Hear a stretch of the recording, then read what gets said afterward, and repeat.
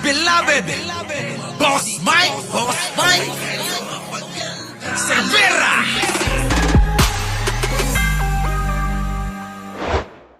Magandang balita, abay, maski gusto nilang tanggalin ang ating Inday Sara Duterte, wala na po silang boto para tanggalin siya pagdating na impeachment trial. Bakit? Bilangin natin.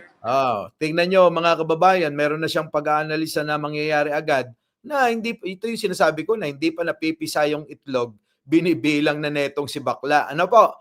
Sige, tuloy natin. 5 ang nanalo sa atin ngayon. Yan na. 5. Bongo, De La Rosa, De La Rosa, Marcoleta, Marcoleta, Villar, Marcos. Bigla na lang mga kababayan, ano?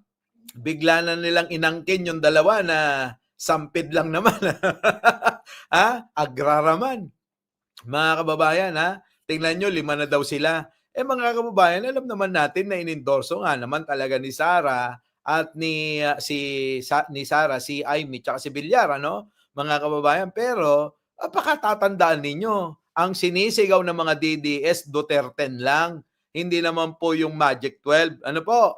Duterte lang sila ng Duterte O kailan nyo ho nakita mga kababayan na sinama nila sa sinisigaw nila itong si Amy at saka si Villar. Hindi po ba marami sa mga DDS na ayaw po dito kay Amy Marcos? Isa na ho dyan sino mga kababayan? Itong nagsasalita na to. Ikalawa, sino po mga kababayan? Si Banat Bay, si Panelo, ayaw nila doon. Di ba? Ngayon, mga kababayan, biglang nagbago, di ba? Kung dati, kinaiinisan nila. Kung dati, kung ano-ano sinasabi nila, mga kababayan, ngayon, inaangkin na nila. Bakit to? Para nga naman ipakita sa tao, dami-dami namin. Kahit naman na ayaw kayo noong una. Di po ba? Yun, mga kababayan. So ngayon, eto na. Nagbibilang na ho si Akla ng hindi pa napipisang itlog. Mamaya sasagutin natin yan. Tuloy. Meron pa tayong isa na Robin Padilla. Ngayon, sino pa yung mga nanunungkulan ngayon? Well, nandyan po yung 2 Cayetano. Nandyan po ang Joel Villanueva. Nandyan po ang 2 Estrada. 11 na po yan na sa tingin ko boboto para kay Inday Sara. Bakit? Kasi yung 11 yan, lahat yan, pinangampanya ni Inday Sara kung hindi lang 2016, ng 2019. So kailangan tumanaw ng utang na loob. Ganun po ba? Kita nyo ho yung pananaw mga kababayan. Bakit hindi ho dapat talakayin kung yung bang mga ilalabas na ebidensya? Dapat doon po tayo mga kababayan. Pagkaisipin nyo maigi yung sinasabi niya. Ito po ay nagpapakita po ng talagang kampo sa kampo. Paramihan na lang tayo. Ano po ang benepisyo po ng taong bayan doon? Wala hong benepisyo. Ang magandang katwiran po para magkaroon ng benepisyo, ang taong bayan at ang bansa, ang gobyerno. Mga kababayan, dapat po kailangan suriing maigi, manuri ang lahat ng mga kandidato, ng mga incumbent at mga nanalo. Dahil po mga kababayan, yun yung kanilang mandato. Hindi po yung pagiging panatiko at pagiging loyal sa kanilang grupo o sa kanilang partido. Yun po yun mga kababayan. Kung ganyan lang po ang pananaw ng mga politiko, mga kababayan, mag-isip naman kayo. Di po ba? Mag-isip po kayo maigi. Dahil po, tingin ko naman, hindi naman po tayo mga bobot mga tanga, no? Na maniniwala kaagad kay Akla na ang kanyang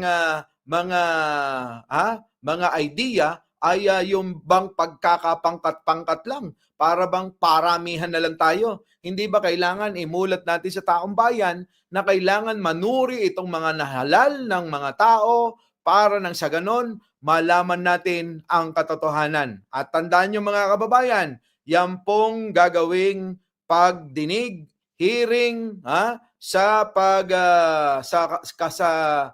impeachment trial ni Sara Duterte, mga kababayan, nakatelecast yan. Marami hong mga kamera, marami hong magko-cover ng mga mainstream media o sana pagbigyan din yung mga vloggers para ma-cover etong gagawing pagdinig na ito. Di po ba? So mga kababayan, uulitin ko, bilang mandato, bilang obligasyon ng mga politikong nahalal, dapat ho tumingin doon sa ebidensya. Ito po ba ay matibay? Ito po ba ay talagang hindi pwedeng i-convict o pwedeng i-convict, mga kababayan? Ganun po yun. Hindi ho yung ganitong mga pananaw ni bakla. Tandaan nyo mga kababayan pagka ganitong mga pananaw lang talagang ang hina na lang ng ulo nyo kung hindi nyo pa makuha na pinaglololoko kayo. Di po ba? Simple lang ho yan. Ngayon mga kababayan, puntahan natin itong maganda. Isang political analyst po ang nagsabi. Kaya wag ho kayong mga kababayan, wag ho kayo na basta-basta maniwala sa mga ito. Dun ho tayo sa may magandang mga pananaw at mga katwiran ang dapat natin pinakikinggan. Our beloved Boss Mike Cervera.